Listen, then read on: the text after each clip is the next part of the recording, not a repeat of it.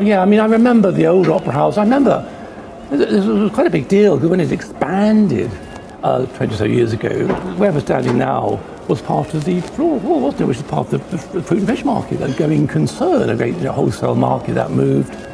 And then a lot of rebuilding took place, and people were fearful of change. It is on the Piazza, London's first square from the 1630s. Inigo Jones, very, very precious. Although the early builders had gone, but there were early buildings here, 19th century buildings.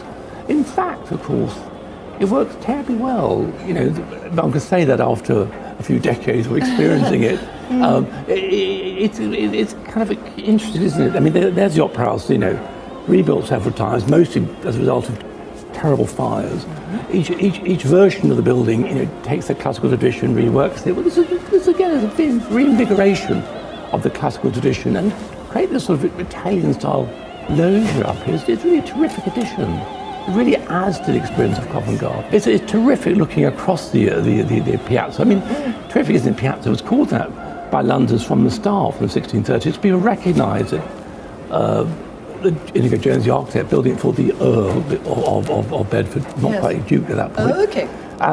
He was drawing on the lessons of Italy and of France, of Place Vosges in Paris, Place Royale as it was, and people recognised it was bring a bit of the grand tour of Italy into West London. It's very exciting for people at the time, and they called it the Piazza. Obviously, Opera House, it's a business. It has to look after itself financially. It has various financial aids, but nevertheless, it has to work, doesn't it? Yeah. And it does now, as far as I can see. I mean, I come here occasionally, it's always packed with people who really enjoy the experience. It's such a wonderful space. It's tremendous, because it's given London back one of its forgotten, but one of its greatest mid-19th century structures, the Floral Hall.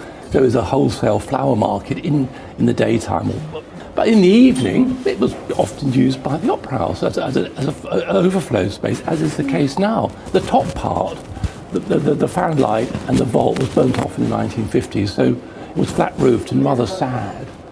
So in this recreation, this reinvigoration of Opera House, it's been rebuilt. Yes. And it's terrific. It's a wonderful building. That facade would be wrought iron ribs and glass, like the Crystal Palace of the 1850s. This was cutting edge, but made into poetic architecture, because lots of ornament and historic references, again classical.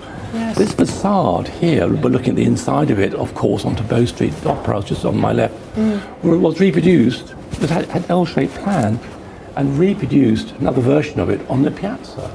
That's gone during the redevelopment, but it survives and it's been removed and rebuilt in Borough Market. Amazing! I didn't realise that, yes. It looks terrific. Yes. It's also got its fan light back. You know what? Coming here this morning, I was excited. Yes. I'm going to the Royal Opera House. Yes.